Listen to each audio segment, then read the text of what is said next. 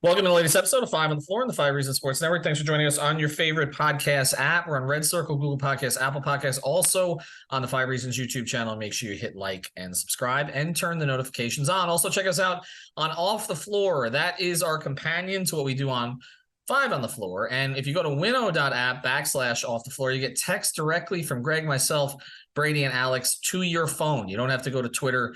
We have updates all the time, statistical breakdowns, short columns, everything is on there. Go to Off the Floor. Again, it's winnow.app/off the floor. Also want to mention one of the great sponsors of the Five Reasons Sports Network, You Break Wheel Fix. Go to youbreakwheelfix.com or check them out in the Aventura area. This is your complete wheel solution. They do the refinishing, they do the polishing, they do the repairs, which we know you need on the streets of South Florida. Mention Five Reasons to Mark and his team, and you'll get a discount. Huge Miami sports fans as well. Check them out on the You Break Wheel Fix Instagram page too. You can see all the work that they do. So it's youbreakwheelfix.com.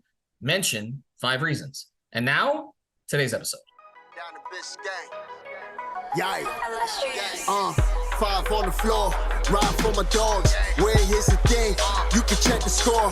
Hustle hard, couple scars, wearing bubble frauds. Just like Butler said, you in trouble, y'all. Kept the floor playing, got it all banned. Y'all seen the block, stop with one hand. And Pat we trust, it's power, have the guts. We're here to bring the heat, y'all can hang it up.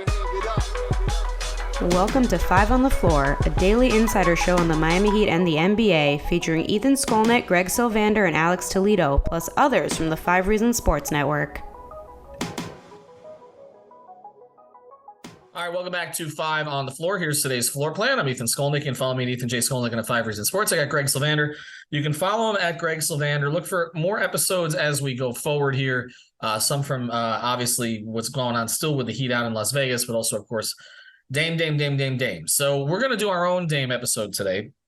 And what Greg and I are going to do is we're going to go back in time a little bit, because the Miami Heat, and I've said this all the time, since Pat Riley came, they're a vulture organization. And I mean that in the most positive possible way.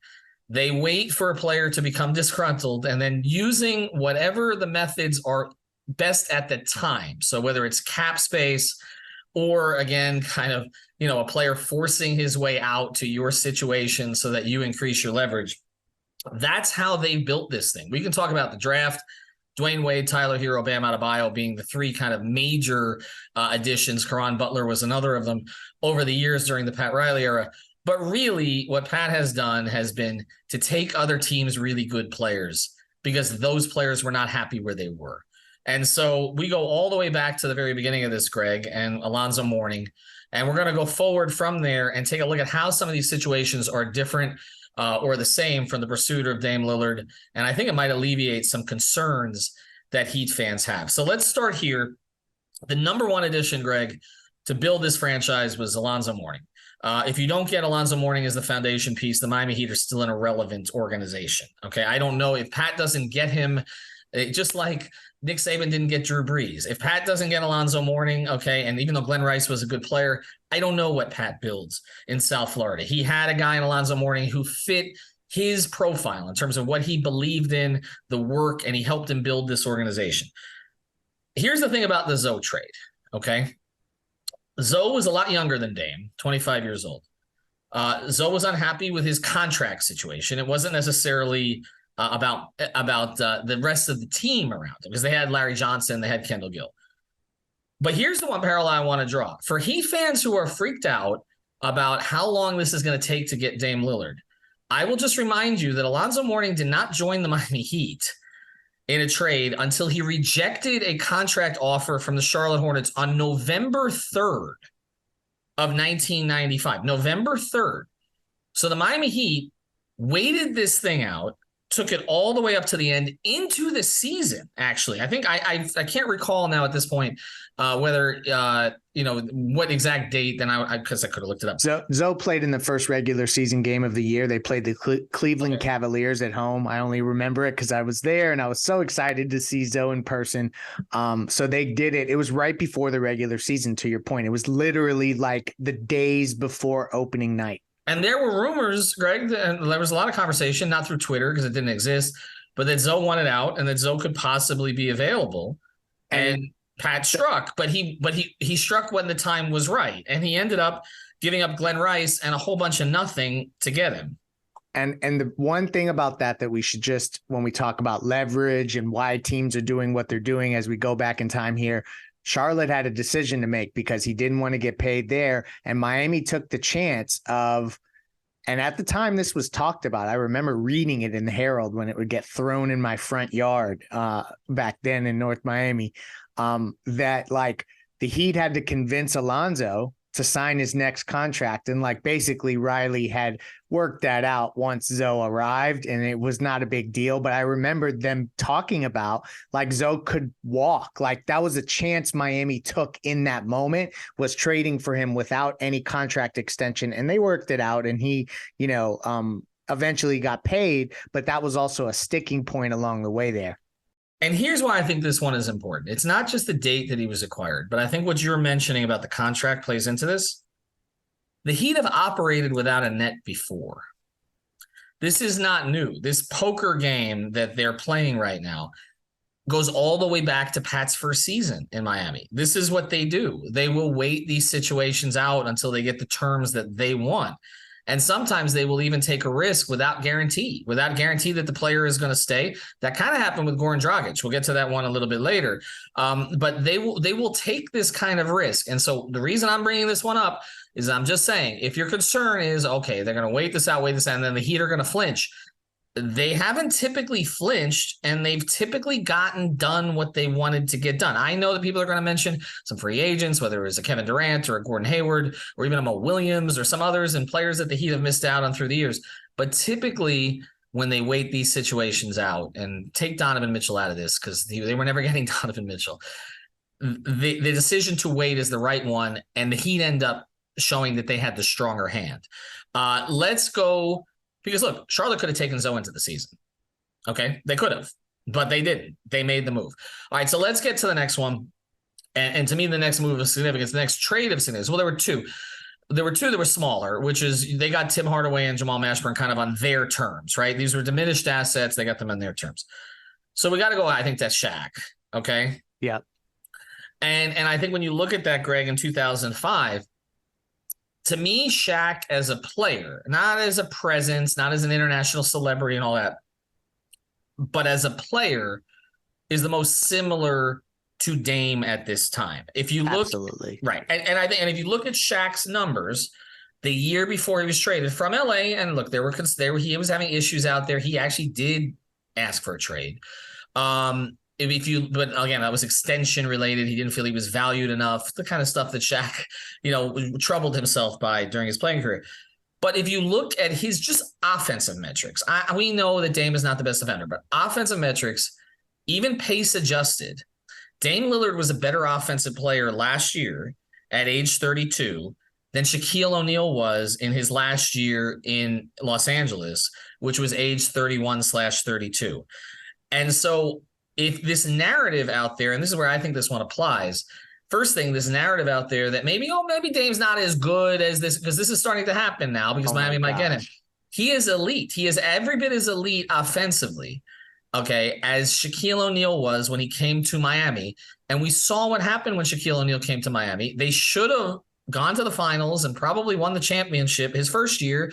And they did, even though he was not a huge factor to the same degree he was his first season, which he could have been MVP in the finals, particularly. He was part of a team, obviously, and an essential part of the team that won the championship. So to me, that's the parallel, is that Dame is, if Shaq was worth it, Dame is worth it. And also, to me, the other parallel is this.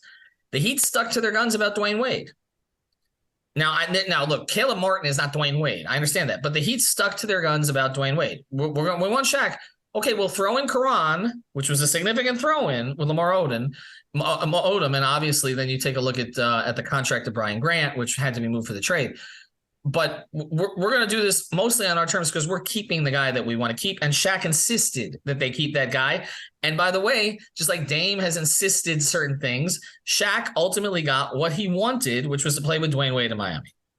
Yeah. And so anything short, like I think Heat fans should just remember this. No matter what this trade looks like, if you acquire Dame Lillard and you keep Jimmy Butler and Bam Adebayo, you cannot overpay. That's the first thing. So anything they keep beyond those two guys is gravy, and they're going to keep things beyond those two guys. It's going to happen. And so it'll just be how much haggling are they going to do? Because I do think that the one difference here is that there's a wild card with this Portland front office. They appear to be like this is their first dance. Ownership is in a weird place. If I've been reading correctly, that's ran in a really weird way. So I just wonder if the ineptitude and inexperience of some of those guys is going to make this process wonky or less like what you would expect to happen. Because the thing was with Shaq is when he requested a trade, and I think he gave them a short list of teams, but really said Miami was the one. Like, they worked and they got a deal done. Like it wasn't, it didn't drag out necessarily, although it could have been August, was it, that finally got done? It did. I'm going to check for the trade date on that, but I think it was August, which was another parallel that I wanted to draw here. So I'll take a look for that. But I believe, let's check that out as we're speaking here. Maybe we'll get to it after the break. But I do believe that it was later in the summer. It was not like mid-July or anything along those lines. So as we're looking at that, you know what? We'll get back to that thought in a second, because I want to get to that, but I also want to kind of move down the line here with some of these others. So let me mention a couple sponsors.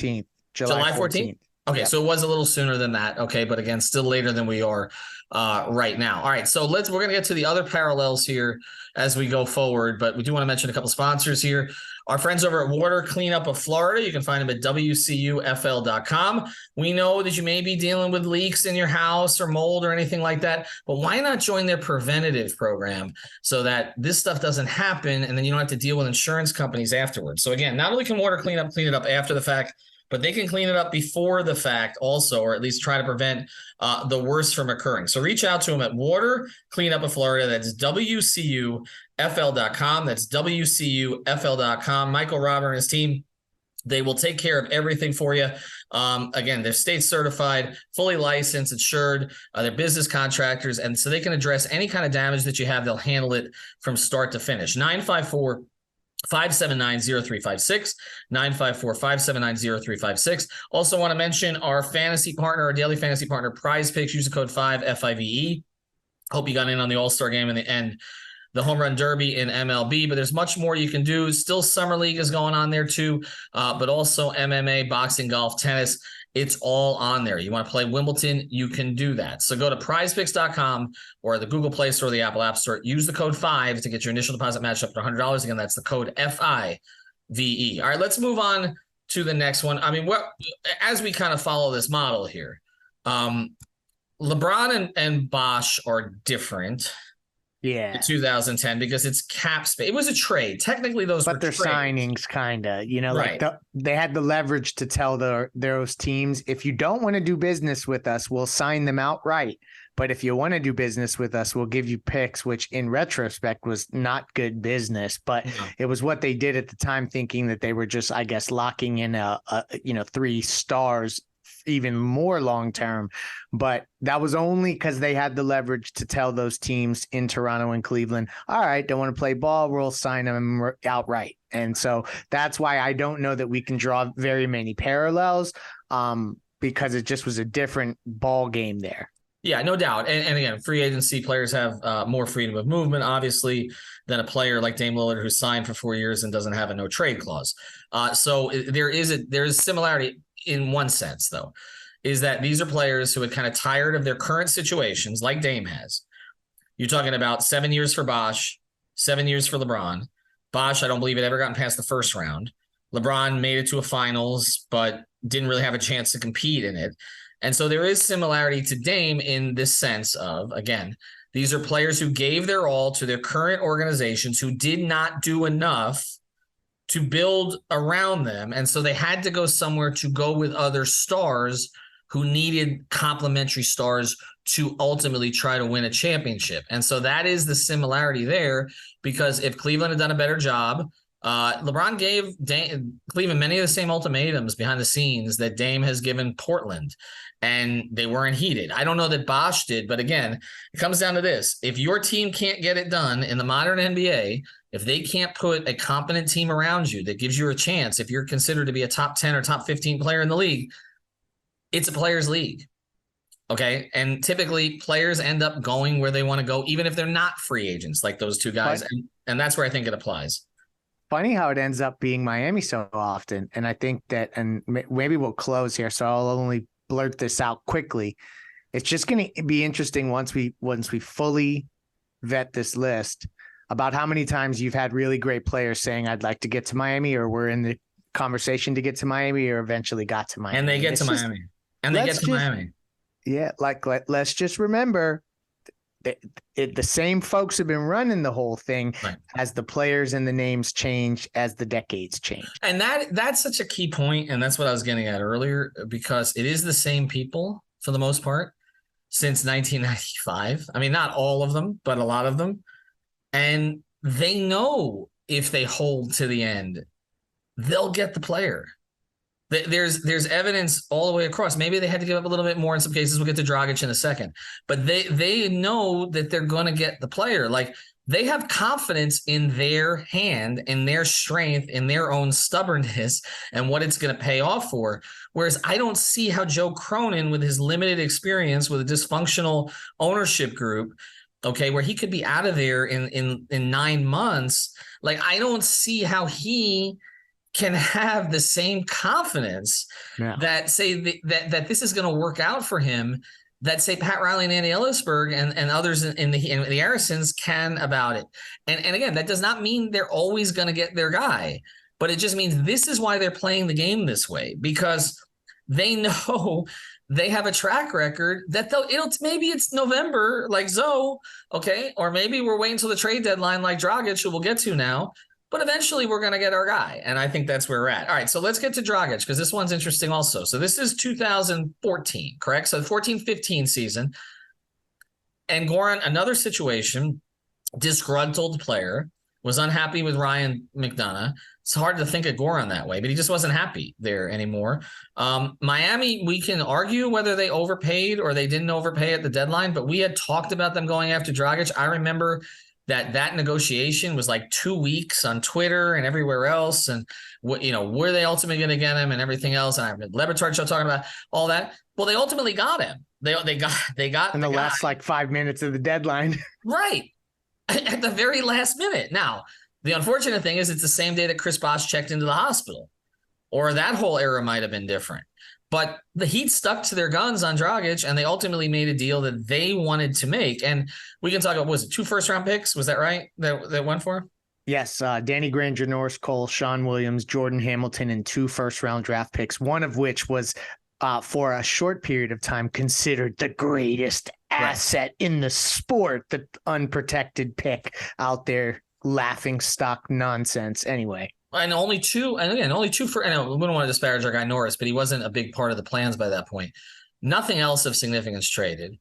And 2 first-round picks, like you said, one of them was considered to be this holy grail pick, but 2, okay? And I know that, again, the currency, there's been inflation in terms of picks that you got to give for star players, but Goran Dragic was coming off 3rd-team All-NBA.